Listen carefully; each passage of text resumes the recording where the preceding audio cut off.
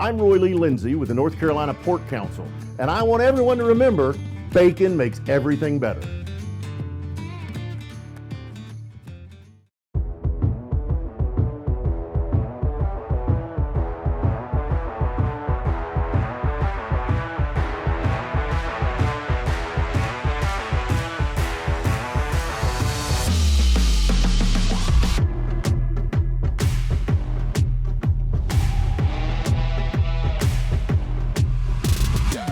Hello, everybody, and welcome into our brand new college basketball show here on the North Carolina Sports Network. Time Out.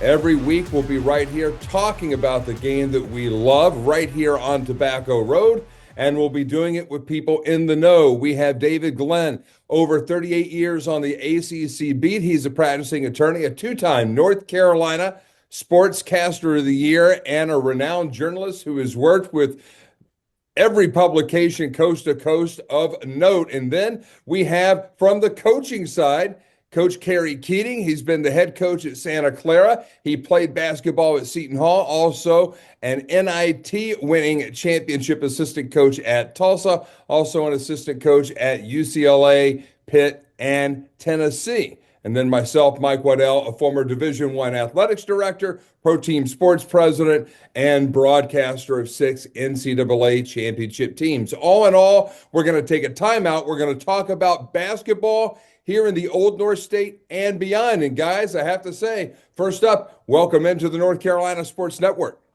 Hey, Mike, it's great to be with you as always. Coach, good to see you too. Appreciate you being a part of this. Excited for it. Thanks, David. Mike, looking forward to it. It's going to be a lot of fun. It's always fun to get together with guys who actually know what's going on. And Coach, when you and I were working together back in the late 90s up in Boone at Appalachian State, we got to know each other. And I've always appreciated your knowledge of the game. And I asked you one simple question about a month ago. In a timeout, how many topics can you realistically get through to your team? And your answer was? Well, from a coaching standpoint, you could probably get through 100 in your mind. From the kids' standpoint, I think one is probably the limit. And there's way too many timeouts in a game as it is. So you want to be strategic and surgical with them, especially nowadays when you don't know who your players are because they're one and done, coming and going in and out of the portal. The relationships are fleeting. Keep those timeouts to a minimum. Keep it very concise. Get your point across. Get them back on the floor.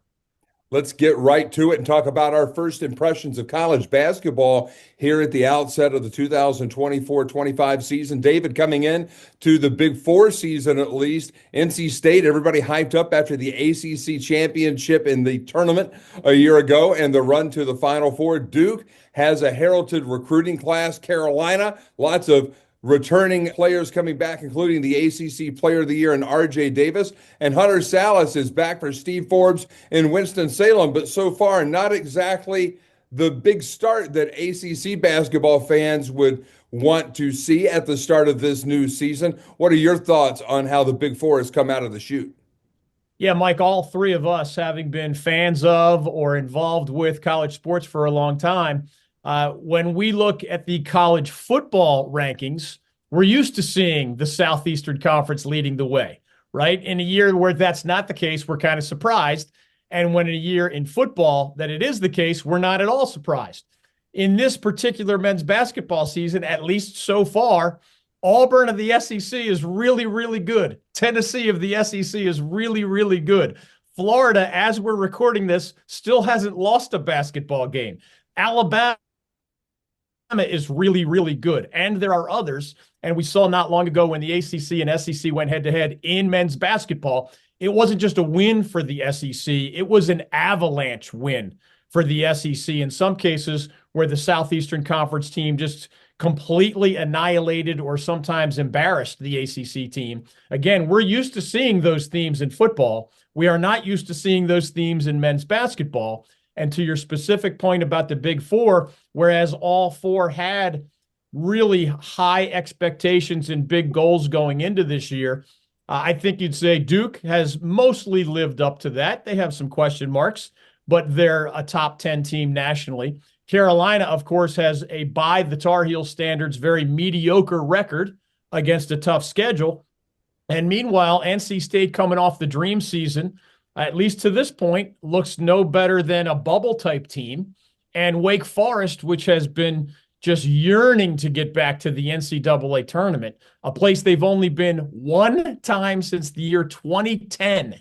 The Demon Deacons get their star junior, Hunter Salas, back rather than him jumping to the NBA. And what probably is going to be an all ACC season for Hunter personally, the surrounding cast with Hunter Salas hasn't made the Demon Deacons look like much more than maybe a bubble team, at least to this point. So performance lower than expectations for the Big Four collectively, and performance way below expectations and way below the historical curve for the Atlantic Coast Conference more generally. Dave, there was an old saying, may not be so old, X's and O's will never beat Johnny's and Joe's. And I think what we're finding out now, especially having worked in the SEC, having worked in the ACC, obviously grown up and traveled many different places, there was always a kind of a moniker about the SEC about how they got their players. And now it's legal. And we don't want to get too much in the weeds, but I think what you're finding is, one, there are good coaches in the SEC. I think there are good coaches, obviously, everywhere. But the SEC has now been able to bring their dealings above and in view of everyone else, if we will. Not to be too shaded here, but they have players, and they have players that obviously didn't start at those schools. The transfer portal is abundant right now. And when you have historical programs that the ACC roots itself in, and when you look at the ACC now, and this is someone who worked and lived on the West Coast, the fact that Stanford and Cal, SMU, I mean, it's not even the ACC, it's just conference number 1, 2, 3, or 4. It just happens to have that name attached to it. It's going to be a shift and a transition for ACC fans, for alums to really understand that it's not just the ACC anymore. It's just it's an overall grouping of teams. And in this case, while they still have a conference, the SEC dominates that. They've always dominated in the area of getting great players, both on the football side, now on the basketball side. You know, in Carolina, with 3 of their 5 losses to those SEC teams, supposed to be the bell cow of the conference, obviously. When you look at that head-to-head, it's going to be a long season for the ACC, at least in the preseason, before they get into that big conference slate that they're taking on here soon, to figure out how to beat the SEC. SEC odds-on favorite to have 3, maybe 4 Final Four teams. We haven't seen 3 Final Four teams from a conference since '85. You know, you brought up the point about Wake Forest not making the tournament since 2010. That was my first official job as an assistant coach at Wake Forest in 1993-94. And I've always had a special place for Wake Forest in my heart. I didn't realize that. That blows me away. And I really respect Coach Forbes, and I think Steve's done a great job and really a good coach. But it's a sign of the times that you know, they're going to have to really shift how they do things there, you know, in a way maybe they didn't expect to. It's going to be a monumental shift to keep up with those Johnnies and Joes now as they move around. That's not something the ACC is used to. They're used to a brand, a family, someone that builds through the program. You have R.J. Davis, the best player at Carolina, been there for 4 or 5 years. You know, last year, Baycott, they always joked about being there for a decade. You're used to seeing the same kids. We're going to have to get used to free agency here in college basketball pretty soon. And the ACC is going to have to make that adjustment or get left behind here in the short term. Is it surprising that the ACC's drop-off has been so rapid, guys?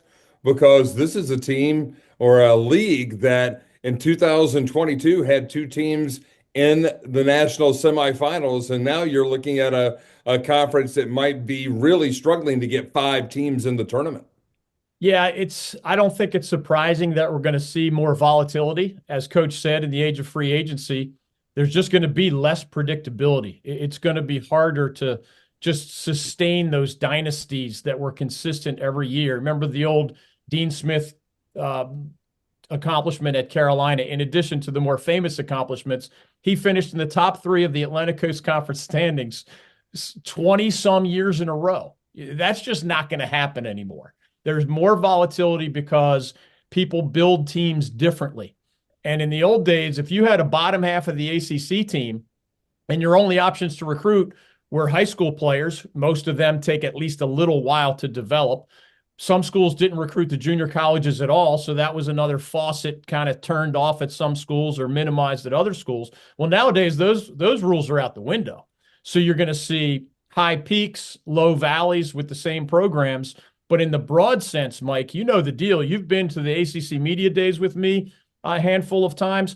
10 years ago, I would have been sitting across the table from already in the Hall of Fame Rick Pitino at Louisville, already in the Hall of Fame Jim Boeheim at Syracuse, already in the Hall of Fame Mike Krzyzewski at Duke, already in the Hall of Fame Roy Williams at Carolina, on the way to the Hall of Fame Tony Bennett at UVA, right? Those are 5 guys that are titans of the sport in different ways.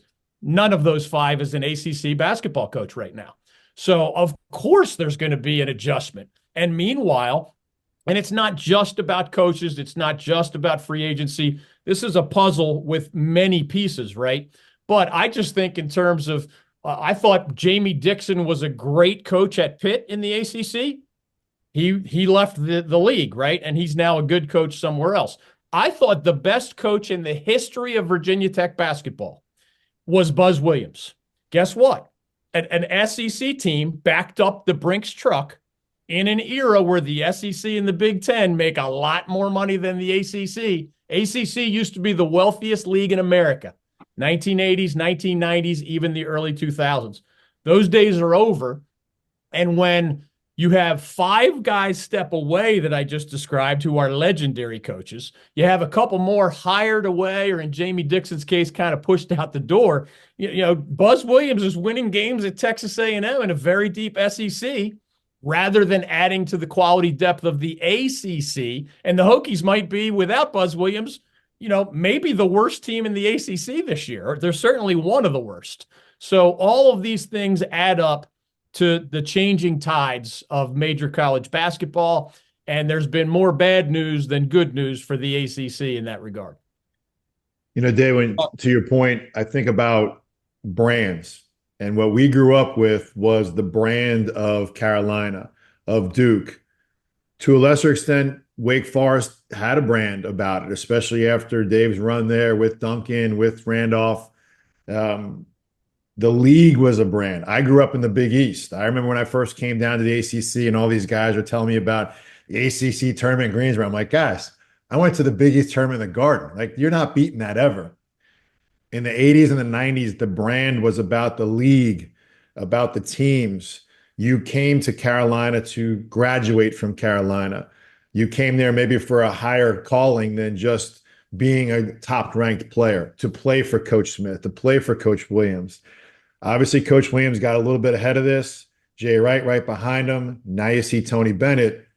The brand of college basketball is not just shifting because of free agency, NIL, what will be salary caps here soon when they're allowed to actually pay from within. The brand is individual.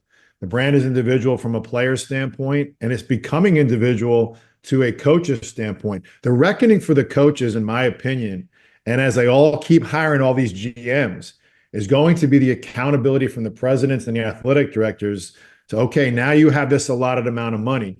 We've given it to you, and now we're giving it to the players. There's going to be a higher level of non-negotiables that you can't tell me, give me 4 more years on a contract because my recruiting class is going to be really good. And I love Joe Dooley to death, but he got an extension at East Carolina one year because he had a high-ranked recruiting class, just as an example. Those days are slowly, maybe quickly, going to end. And that's just an adjustment for guys like us. You know, how we came up in this business, how we covered it, how we were involved in it. It's going to become very transient. It's going to be a shift, I think, when you look at the top for a school like Carolina to figure out how to do that. I don't know if they'll be able to take a blueprint from what Coach Belichick's going to do for football, but from a basketball standpoint, I think they need to step outside and kind of look from within. Hubert has made it a point to only hire Carolina guys. But I will tell you this from a coaching standpoint, Mike and David, they're not running the same stuff that Coach Smith did and even Coach Williams did.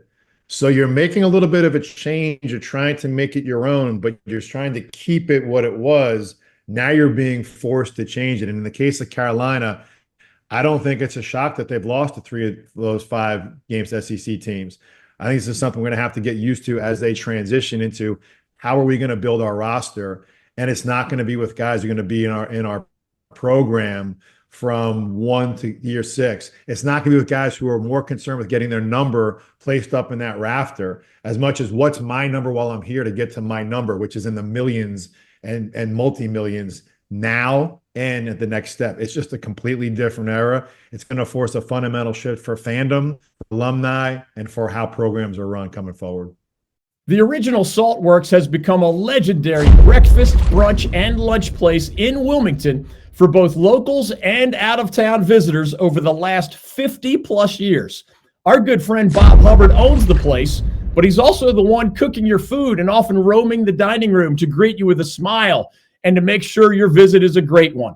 Bob has been running the show at this unique roadside diner for more than 20 years now, and he and his friendly, hardworking staff aim to treat you like one of their own.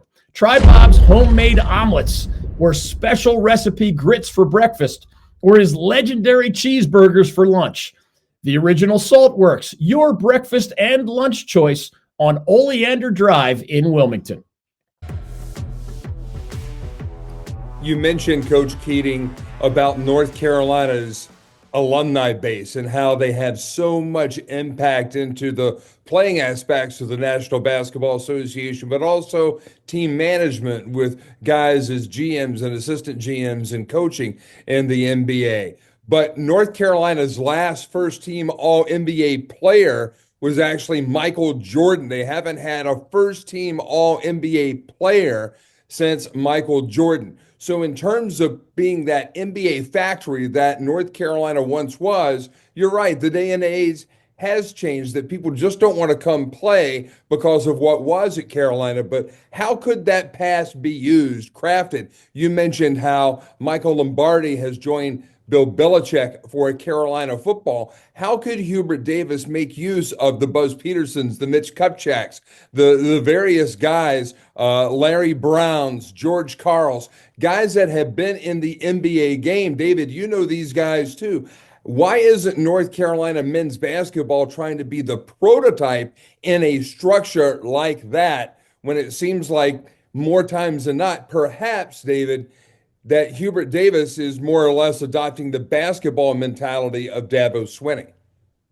Yeah, it'd be interesting to hear Coach talk more about the X's and O's of things, but just from a broad perspective, as a guy who's covered Carolina basketball very closely, in my case, since 1987, for example, I give Hubert Davis credit for changing in some ways, even as he seems to cling to the old way in other ways.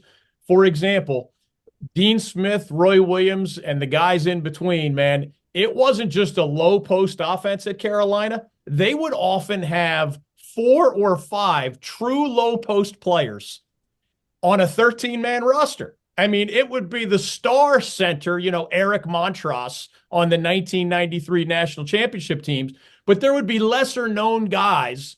7-footer Kevin Salvadori is blocking shots. And on another team, 7-footer Serge Zwicker is grabbing rebounds and blocking shots. They had a way of doing things that for decades, I was wondering if Carolina was going to be the last program to truly run a double low post offense, where of the 5 men on the floor, often 2 of the 5 could rotate in the post and you would dump the ball up down there. People ask this season, why is RJ's shooting percentage down, right, from three-point land?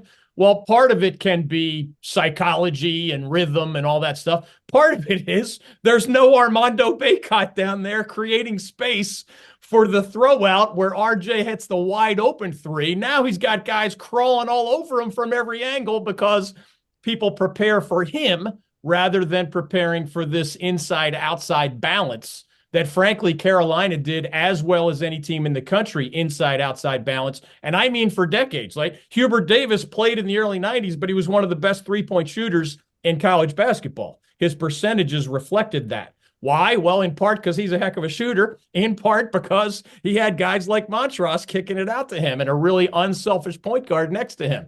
So I give credit to Hubert for changing in those ways. But, when he talked about, of course, I was among those asking him, can you rebound without any true dominant post players? Can you defend without truly dominant post players? And I've known Hubert since he was a player. So he knew I wasn't asking these questions like in a nasty accusatory tone. I was asking these questions in a very matter-of-fact way, like, can you win with a 6?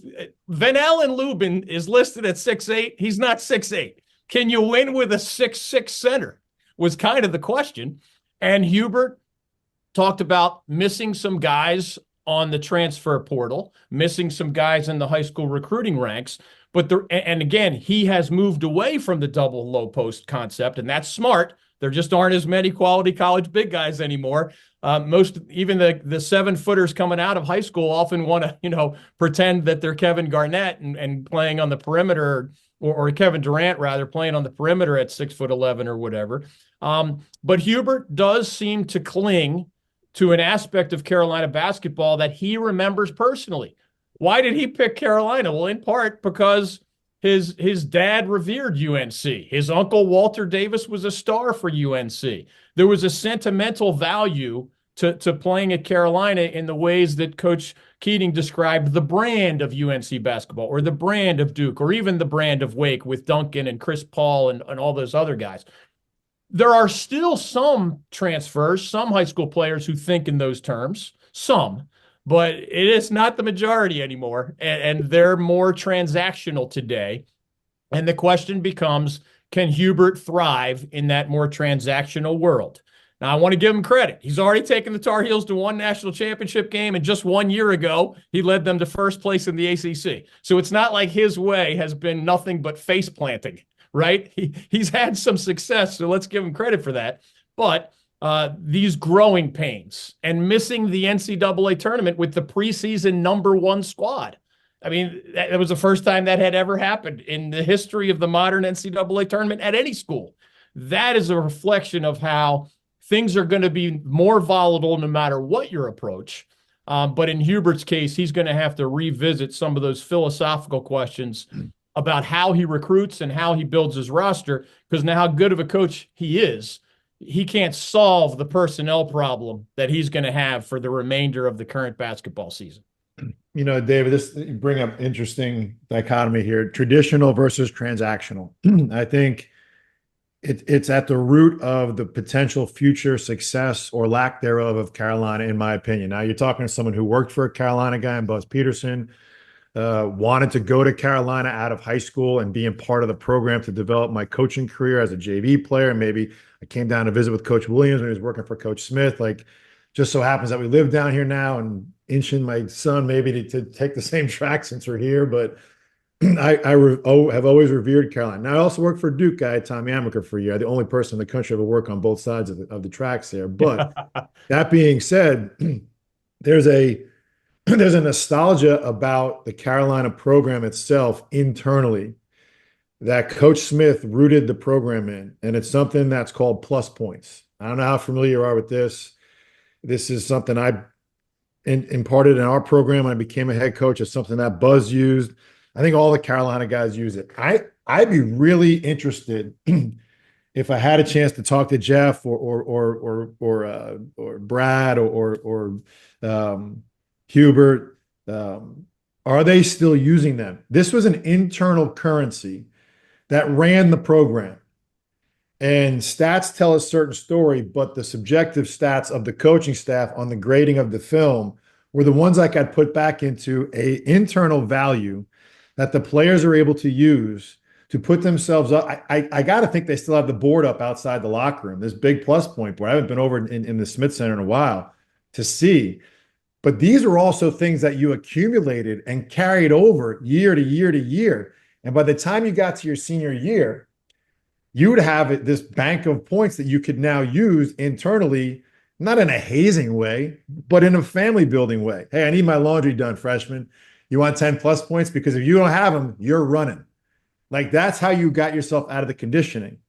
It's just one of those nuances about the program that I'm privileged to understand that I think are going to be a challenge for Hubert, because he only has Carolina guys on his staff. This is what they know. This is how they were born into the program. Secondary break. Carolina secondary is as much of the lexicon of basketball as UCLA high post. They're not doing it anymore. And the reason why they're not is, to your point, you could do that with two bigs. Carolina basketball was rooted on two bigs, a dynamic point guard, a really good two guard who could score and shoot, and a slashing wing. For years, that was the blueprint. They can still go back to that if they really, step outside, really look from the outside in, not the inside out. I still think they're too inside out on this. Not that they have to go back to secondary break or free throw break, but you can find high school kids that do still respect, and to your point, Mike, Larry Brown, Roy Williams, Michael Jordan, of course, forever, that they know that there's something that's going to carry over. There's a cycle going on at the NBA right now that's absolutely killing basketball. And we all know what it is. Watched the game last week. They made 75 missed threes in a game. The game is even more individually branded at the higher level than it ever has been. No one's a Knicks fan anymore. They're a Jalen Brunson fan. They're a Karl Anthony Towns fan. No one's a team fan anymore. They're an individual fan. When Giannis leaves Milwaukee, he'll take all his fans with him. Not going to stay and root for the Bucks. It's become so individual that I think the challenge for Carolina is to recruit the traditional while balancing the transactional, because if you don't, you're just going to get left behind. It's become a straight up business. And maybe find a little bit of that balance to go back to where their roots are, because it can be successful still, because the NBA will cycle back towards that when big guys come back, and they will, and they won't always shoot threes. But the nostalgia of the plus points of secondary break, the nostalgia of that, there's something that was successful over the last 3, 4, 5 decades of basketball that I think is the biggest challenge for Hubert and staff to find a great balance in to have the success. Because once the ACC is no longer and it's just regionalized 80 teams, some of those SEC teams are going to be in your conference and make it even harder when you have to play them twice a year, times 3 or 4, and not just once in a non-conference game if it so happens, because that's coming. When they take these 80 teams and split them up into 4 regions, your conference is going to get fundamentally harder, in my opinion, as the transactional mode of running a team becomes more and more apparent. Do you think that split comes in football, David, before it comes in basketball, Coach Keating? I mean, this big split among the Big Ten, the SEC, the ACC, the Big 12, the other group of 5 conferences, if you want to use that moniker, from the football side, and even more mid-major conferences on the basketball side of the equation. When is this big split going to come? Because we've talked a lot, David, over the fall about how that's going to impact the group of 5 teams here on the football side in the both North State and Appalachian, Charlotte, and East Carolina. But that kind of a tectonic shift could really have an impact on the myriad of Division I basketball teams in North Carolina that aren't Duke, NC State, Wake, or Carolina. Yeah, I think those big picture questions are harder to answer. One lesson I've learned in almost 40 years as a journalist is follow the money. And I say that because it can be the outcome of expensive lawsuits that causes things to go in a certain direction. I've seen examples where the American economy, beyond sports, seriously, impacted how sports unfolded. Quick example, remember in our country, there was that massive recession in 2008, 2009. You know what happened? University presidents started freaking out because everybody was losing money and their endowments were going down to degrees that made them panic as university athletic directors. And human beings that I personally interviewed and told me for 10, 20 years, there would never be an FBS level college football playoff of any kind for philosophical reasons. They told me that for 20 consecutive years, voila, there's an economic recession. There's massive financial pressure. The same people saying no way started to say maybe. And people came up with huge money from TV land for a 4-team playoff. And now here we are, fast forward. They needed to go back to the end of the rainbow in the pot of gold one more time so that we'll never have a playoff. Went from never to the Bowl Coalition, to the Bowl Alliance, to the 4-team, to now the 12-team college football playoff.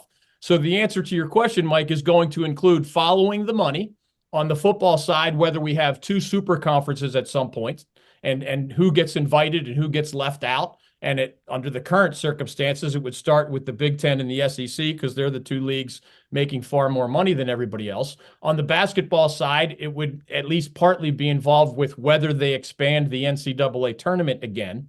But yes, these schools are going to have philosophical decisions about how much to invest in the revenue sports especially, and whether we end up with kind of 1A and 1B in major college basketball and major college football.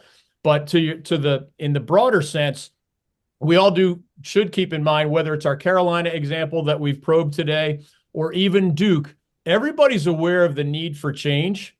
And at Duke, Mike, you were on the call when I asked Jon Scheyer a question he did not like at the very beginning of his tenure at Duke. And he knows me, so he didn't take it personally.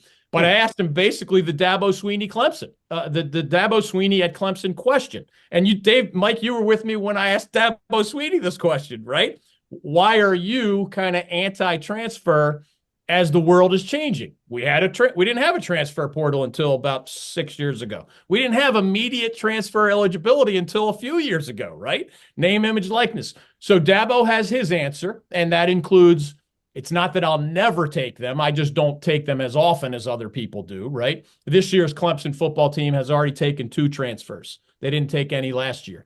But when I asked Jon Scheyer this question, his original answer, and this is not long ago, this is a couple years ago, his original answer was kind of Dabo's skepticism toward the ability to microwave a football team or microwave a basketball team in this transactional era with massive roster turnover. 1 year later, 1 year after Jon Scheyer's answer was looking at me like I'm a bad guy for asking the question, guess what? His starting point guard functionally is Tulane transfer Sion James right now. That's his starting point guard. His quality glue guy, rebounder, defender off the bench, Malik Brown, is a Syracuse transfer. His 3-and-D guy, Mason Gillis, is a Purdue transfer. 1 year after saying he's not so sure, 3 of his top 8, I guess, are major college transfers. And again, that doesn't mean, just as Coach said, Hubert doesn't have to abandon the entirety of the Carolina way. That would be crazy. Jon Scheyer doesn't have to abandon the entirety of the Duke way. In fact, that guy, talk about avoiding, the pitfalls of a transition. He didn't stop recruiting and signing prep All-Americans when Mike Krzyzewski retired. It's insane how there was no bump in the road. I mean, it was incredible. Coach K was signing number one class after number one class. Now Jon Scheyer is signing one after another. But he opened his mind, and he now is supplementing the Cooper Flags and Con Knipples of the world, who maybe their 2 best players, true freshmen, signed the old-fashioned way, right? High school All-Americans. But now, in addition to those high school All-Americans, he's got several key major college transfers. So Duke, in a very short period, has already changed its way. And Carolina, as Coach described, has changed a lot. They just have to decide how much more they want to change in this new world. Michael Berard, Managing Director Investments with the Founders Group at Stifel, works with a select group of high net worth individuals and institutions to develop and implement investment plans tailored to their specific objectives and risk tolerances. If you are interested in highly personalized, well-researched guidance and outstanding personal service, you can contact Michael at 984-364-2002. That's 984-364-2002. Stifel Nicholas & Company Incorporated, member SIPC and NYSE. This segment brought to you by our great friends at Atlantic Tire and Service, where DG and his family take all of their vehicles for routine maintenance, service needs, and a world-class selection of new tires. Atlantic Tire and Service, your one-stop tire and auto repair provider with highly trained technicians and a sales and support staff that are second to none. They've grown to 6 Triangle area locations, 2 in Raleigh, 2 in Cary, 1 in Durham, and 1 in Wake Forest. You can learn more online at AtlanticTireOnline.com. No doubt attention spans are getting shorter as we get ready to cross into 2025. And sometimes memories can sometimes be short as well. Right now, North Carolina State struggling in men's basketball at the beginning of the 2024-25 campaign. Kevin Keats, a year ago, winning the ACC tournament as the head coach of the Wolfpack, along with his upstart crew. But a lot of those familiar faces are now gone, and NC State is back to where they had been. Guys, I have to ask you, Coach, we'll start with you. Was NC State last year a fluke, or is Wolfpack basketball indeed back? You know, it would be easy to call it a fluke. It's just amazing to me that one shot, literally, I mean, the old adage about football being a game of inches. I mean, what was the kid's name? McConnell? I mean, he's got a lifetime pass at every restaurant in Raleigh forever. I mean, this dude misses that shot, and we are talking about a completely different topic here. Well, I mean, it goes without saying. Now, they took care of business after that shot. I'll give them that much. But it's amazing how the margin of error came down to that. And in something, God, I love Tony Bennett to death, should never have even happened. It should never have even happened that he got the shot up. And it's just all of those factors come in. The easy answer is to say it's flukish. And I take a different approach on this, Mike and Dave. When I interviewed for the Miami job before Jim Larrañaga got it, I actually made the point to their administration, there's going to be a transition coming up here. You're not going to see Coach K. You're not going to see Coach Williams. You might see Tony Bennett for a while. Like the coaches that run this league, Coach Boeheim, they're not going to be here. You have a chance in Miami in a private school. This is just as an example, and I'll bring it back to what I'm saying here in the triangle. You can kind of go about your business while all that noise dominates the attention of everybody. I think it's the same thing for NC State. Now, you know, Boo and Kevin are tied at the hip now as a result of the contract after what happened. It is what it is. You're not going to eat that money and pay him to go. I think the challenge for Kevin and staff is, much like we just talked about Carolina a little bit, you've got to kind of operate in the weeds a little bit. You got to get, as we say, in the cut. You got to really do a great job evaluating here locally while the pressure is on Carolina and Duke to carry a national ranked torch to where they have a chance to win a national championship every year. If I'm NC State, I'm only worried right now about winning the ACC or being in the top 4 or 5, which you can do here in this region and in this state, while also dabbling into the portal. And I think, from what I've gathered here in my 4 years living in Raleigh, there's a pretty strong sense of pride in NC State fans. And not just because they hate Carolina or can't stand Duke. And they really love NC State. Like they really do, whether it's football, whether it's basketball. And whether or not they liked or cared about if Kevin was coaching again. The fact of the matter is they weren't trading that for the Final Four run when they went to the game last year. So they forgot about that pretty quick. Now, here we are back to this season. Maybe they're remembering that again. We'll see what happens once the conference starts. But I think there's some fundamental support that could be wrangled for NC State, maybe in a way that's a little less friction-filled than Carolina, because Carolina has that brand to it. And people, like we talked about how to balance that. I think if you're State, you can go for broke in this transition right now. You can really get yourself involved in the portal. Look, Kevin's had kids coming in and out of this portal. He's had kids transfer in before. Supremely individually talented, maybe not kind of gelled together, you know, in the most aesthetically pleasing of ways, but it helped them get to the point where their best players being a transfer got them to the Final Four. So he's kind of already set that blueprint for himself internally. I think to take away the thought of it being a fluke that they had a chance to even get into the tournament, let alone the Final Four last year, I think they just have to make a decision. We're not gonna hire a GM. We're gonna hire someone who's gonna analyze free agency, and we're gonna make more of an. This is just me. If you're asking me, I think if you're NC State basketball, you make more of an investment in someone who actually knows exactly what you need, Kevin and staff, and go evaluate all year long. Now, I did this for the Houston Rockets for 2 years. I went to every single home game at Golden State with the intent of evaluating every team that came through there for free agency purposes. So they knew exactly. There was a written report after every game on every guy on the other team that Golden State played. I was done with the radio stuff. I'd sit there and watch the game, and every time, all 41. And they would have all these reports in place, and it was a preparation for free agency, so it wasn't reactive as much as proactive. I think that's going to be a shift in college basketball. Oh, let's see who's in the portal. And I'm not saying you go tamper with guys, but you are clearly ready, almost like a fantasy draft. I know exactly who I want. And if this guy is there, that's who we're taking. And you make all the requisite notions that you need to get in place to fit in whatever his value is, whatever number he needs. But this is a guy we want. And you have spent the entire year of it. This guy doesn't go to practice as much, doesn't travel with him as much. Matter of fact, what he does is go old school. When I was coming up in this business, we used to go scout teams in person on the road. We would get in a car, go to a gym, and watch them. Obviously, film changed a lot of that. The dynamics of the time element changed. I think you're going back to the first team that does this. And I think State, in this case, has a chance here. Take someone, give them a GA, maybe a student assistant, maybe a short staff, small staff. And you need to go out and watch these games in person. How do they react to their teammates? Films can lie. How do they react to their coaching? How do they react to their teammates? How do they react to referees?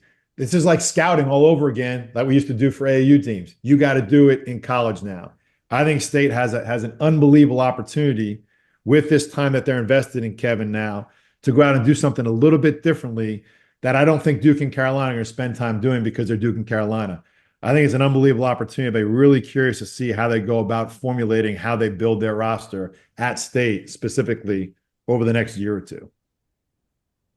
Yeah, Mike, it sounds like such a dismissive answer to say that, yes, it was a fluke.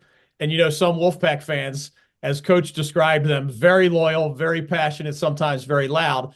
Some of those Wolfpack fans will take it the wrong way when we say that last year was in many ways a fluke.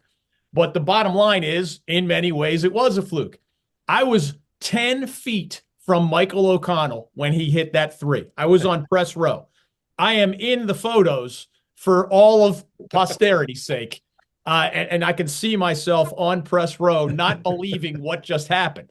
Because not only were the details that Coach just described in play, remember at the other end of the court, Isaac McNeely, who is one of the best shooters in the entire Atlantic Coast Conference, if the guy just hits his free throws, there's no NC State ACC. Yep. Well, there's no NC State win over UVA, obviously. There's no 5 wins in 5 days for the first time in ACC history to win an ACC title. There is no first in 37 years at NC State ACC basketball championship. There is no Final Four, of course. There would be no NCAA tournament appearance, much less NCAA tournament greatness, as we saw. So it is fair to say both that we celebrate what happened, but yes, that it was in many ways flukish, and there was a chance Kevin Keatts was going to lose his job if they didn't have that miraculous run in Washington, D.C. right before all of our eyes. The reason I say it's flukish in a sense is that those details are flukish, but also it's going to be very hard to duplicate. The reality is NC State has been a program that did go 37 years between ACC titles. They have become a program that in the last decade made the big dance only 4 times in the last 10 years. 2 of those 4, they were bounced in the round of 64. One of those 4, people forget, under Mark Gottfried, they had a lightning in the bottle run, not as far, but they did have a Sweet 16 appearance 9 years ago under Mark Gottfried. And now, of course, they have the signature season under Kevin Keatts. But what you need to be great, I think, for the most part, are at least one elite player, preferably more than one, surrounded by really good supporting cast, smart, hardworking, hard-playing, follow the game plan, don't point fingers when things go wrong. That supporting cast where chemistry and coaching matter so much. But it has to start with some elite players. And although DJ Burns was not an NBA talent, he's making money overseas right now. By the definition of college basketball, during that magical run, he became an elite player. And some of the other guys on that team, Mo Diarra is making money as a professional overseas, right? DJ Horn is making money as a professional overseas. These were really good college basketball players. When I look at this year's Wolfpack team and just the sustainability, to your fluke question, can the Wolfpack be an every year NCAA tournament team, or is it going to be a continuation of this? Sometimes they make it, sometimes they don't. Occasionally they break through. I don't see it without those major changes Coach was describing. I don't see it, for example, with this year's team. Do they have a lot of really good players, nice players? Yeah, Michael O'Connell's a good point guard, unselfish, smart, happy to be a distributor, great team player. Marcus Hill, the Bowling Green transfer, is a slasher. He's a scorer. He was an all-conference player in the Mid-American Conference. Good player. Dontrez Styles, formerly of UNC, formerly of Georgetown, at forward. Good player. Quality player. Jaden Taylor is one of those two-way 3-and-D guys. Good player, yes. Elite player, probably not. In the post, Ben Middlebrooks. Solid on offense, good on defense. He rotates with Brandon Huntley Hatfield. Good on offense, not so good on defense, right? So again, elite players, no. Solid quality college basketball players, yes. When you don't have a great player to surround with that supporting cast and that positive chemistry and that hard work and that good coaching, you're going to be a bubble team at best. And that's what this year's Wolfpack team is. And that's maybe what future Wolfpack teams are going to be, unless they get, just the occasional star player from high school, where most of those guys have been going to Duke and Kentucky and sometimes UNC, from the transfer portal, where again, others are getting higher caliber players than what NC State has gotten for the most part. Duke has Cooper Flagg. We don't have to wonder if he's an all-ACC caliber player, right? Carolina has the returning All-American in R.J. Davis. He hasn't been as good this year, but he's still an elite player and, of course, an all-ACC player. Who else is high in the standings? Pitt and Clemson. Pitt has a point guard named Jalen Lowe that maybe some of our audience hasn't seen a lot of. He's a star. He's an all-ACC caliber player as a sophomore. Clemson, folks saw Ian Shefflin, their big guy. He's going to be all-ACC this year, period. And Brad Brownell is going to hitch his wagon to make another NCAA tournament after being a 6th seed and a very dangerous team that made some noise in the NCAA tournament last year. Even some of the middle-of-the-pack ACC teams have stars, like a Hunter Salas at Wake Forest, or there's a big man named Maxime Reynaud at Stanford. I don't think State has that guy, and if you don't have that guy, or at least somebody becomes that guy between now and March, the way DJ Burns became that guy and had some help to go with it, to me, it looks like just another middle-of-the-pack NC State team, and that's more of what we've been used to, I guess, for decades now at this point, which is why Wolfpack fans were so frustrated for so long and why they celebrated and screamed from the rooftops when they finally had that breakthrough earlier this year in March of 2024. David, you and I were talking earlier in the weekend, and Kerry, you'll appreciate this too. We go back almost 30 years.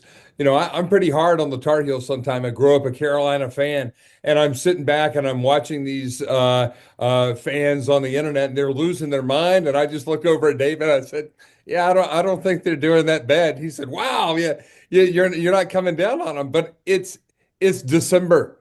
And I think in this day and age in the transfer portal, we talk to a lot of football coaches, especially over the fall, and I'm hearing them talk about how it's tough early in a season to get off to a good start, sometimes coming out of the locker room, because there's not that on-field leadership. I think it's just going to take a lot of time for some of these kids to mature into their new roles, and come around February and the 1st of March, I think there are going to be some pretty dangerous teams in the Atlantic Coast Conference. I love Ian Jackson. I adore Drake Powell. And it's fun to watch Elliot Cadeau starting to get his rhythm and trying to find his moments. But Jackson and Powell are the type of Carolina players that make it exciting to watch Carolina basketball. And I'm a big fan of not only Proctor, but also just I love that Duke team. And they have so many weapons. It's almost hard to be able to pinpoint who you want to focus on when you're looking at everything that John Shires put together on that bench. David, Mike, this makes me think from a coaching standpoint, how you would navigate through the short term and the intermediate term. And Mike, to your point about the season, the short term, I read an article this morning about the kid from Massachusetts who went out to California, got bought to go to a prep school in Utah, and now is #1 player in the country, going to BYU because they have a former NBA coach coaching there. And he claimed he didn't know how much money they paid because his dad was taking care of that. It's anywhere between $5 and $7 million. You show me any 18-year-old kid in the world who doesn't know that $5 million are getting transferred somewhere into his ecosystem. Yeah, I'll show you a dinosaur.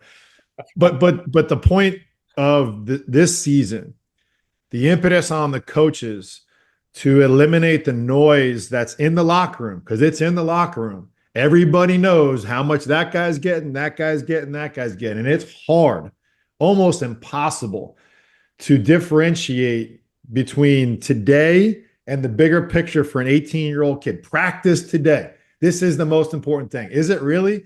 Because, I could use $1 million right now. I could use $100 right now, right? And that dynamic really puts it back on the coaches to manage the short term, because it can derail a season faster than you say that. And then in the long term, to David's point about NC State, the MO that I see with them is they're going to go in the portal, generate all this money, and throw it at a kid they think is going to make a difference. And I think it'll be the death of them. I think then when the season comes around, and you're seeing this a little bit with Coleman Hawkins, although not a great example. Oh, he got paid $2 million to leave Illinois to go to Kansas State. Okay, well, you're not just going to answer to the coaches anymore and your family. Now you're answering to the fans, some of which may think they're putting some money up, whether they're doing it from ticket money or not. The whole thing is changing to the point where I think management of your roster is almost just as paramount than actually coaching them, while this game has become so individual. And I think here locally, we have both ends of the spectrum. You've got the blue blood brands, 2 of the 5, 6 best ever to do it over the history, and then one that's kind of been fledgling in state. And they have opposite directions to go in to get to the same point. I'm going to be fascinated to watch how this unfolds over the next couple of years, and something I'm sure we'll talk about in future shows. And David touched on this a little bit. How does it end? How does it shift? When you talk about tectonic plate shifting, when the NCAA tournament is over, as we know it, that's when it changes. These guys all laughed at me when I'm like, oh, you better get rid of them having a union and a salary. They're not going to. This was like 5 years ago. And I remember talking to guys about that, because you're talking about contract. They have to have contracts, have to have salary caps, they're going to unionize. It's going to be a completely professional relationship. While we're in this purgatory, there's an opportunity for someone to get ahead of this. And I think it's State. I think State has a chance, as we're talking about the 4 schools here, Wake State, Duke, and Carolina, to really take a step with who they are, some of their history, their more immediate history and what they did last year, and that fan support that I think can generate some of the needed revenue, find a way to share in it. I think that they have a chance here as Duke and Carolina try to navigate how are we going to beat all these SEC schools are going to have to come. Like they're at a different level of thinking right now. It's a great time to be covering it. I would not want to be in the middle of that right now. Although if someone wanted to pay me $2 million to do it, I'd be happy to manage the roster. It's a fascinating time. It's just one of those times that we're alive to be able to see that is changing how things have always been done. And this will be a new way once it gets settled for the next decade or two.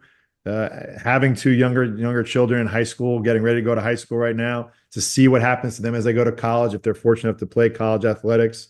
It's just a different world. It's a different world, and one we're going to have to adjust to. And hopefully we can all find a happy medium that will still be wanting to be involved in it, not just dismiss and move on to the next thing. Yeah, Mike, I know we got to wrap up today's show, but a couple of quick points. One, we are in the middle of the tornado. There has been more change in the last half a dozen years in major college athletics, including college basketball, than there was in the previous 30 or 40 years combined. So everything is changing at the same time, and coaches need to change, athletic directors need to change, university presidents need to be in alignment with the rest of that hierarchy for your favorite program out there, whoever that might be, to thrive. And then the PS, since we got into a lot of Big Four today and some national stuff and some philosophical stuff, I look forward to revisiting with you, Mike, with Coach as well, some of the other great stories across our state, because whether it's historically, where the Charlotte 49ers and the Davidson Wildcats and even North Carolina A&T was a regular NCAA tournament team for a long time right here in our backyard. Not very good right now, the Aggies, but they had an amazing run for a long time. Or more recently, where UNC Wilmington in the Coastal Athletic Association, UNC Asheville, and more recently High Point in the Big South Conference. They are mid-major powers kind of on the rise right now. NC Central, our good friend Lavelle Moten, has been one of the best coaches in the HBCU ranks. They've been one of the best programs in the MEAC for as long as he has been the head coach there after being a star player for the Eagles. And App State, not often a factor in men's basketball. All due respect to the occasional peak under Bobby Cremins or Buzz Peterson. Dustin Kearns took them to the NCAA tournament, the Mountaineers, 5 years ago, I think it was, 4 years ago, and then the Sun Belt regular season basketball championship just 1 year ago. So that's just 5 or 6 stories worth highlighting in our college basketball culture beyond. And I love getting to the national stuff and the ACC stuff, and I look forward to continuing to pick Coach's brain on all the stuff that he can see through a coach's eyes that are over my head and incredibly helpful to our viewers and listeners. But I'm glad we got to crank all this out today. It's a great launching point for a fun season to come. So excited to talk basketball with you guys. We couldn't do it without the help of our title sponsor, the North Carolina Port Council, supporting over 44,000 North Carolinians working in our pork industry that contributes $10.4 billion to our local economy. Go out and get your Christmas ham, celebrate with sausage balls, eat all that breakfast bacon here around the holidays. It's going to be a lot of fun as we talk basketball, leading all the way up into our March Madness. We call it Bacon and Basketball here on the North Carolina Sports Network. For Coach Kerry Keating, for David Glenn, I'm Mike Waddell. Thank you for taking time out to talk basketball with us here on the North Carolina Sports Network.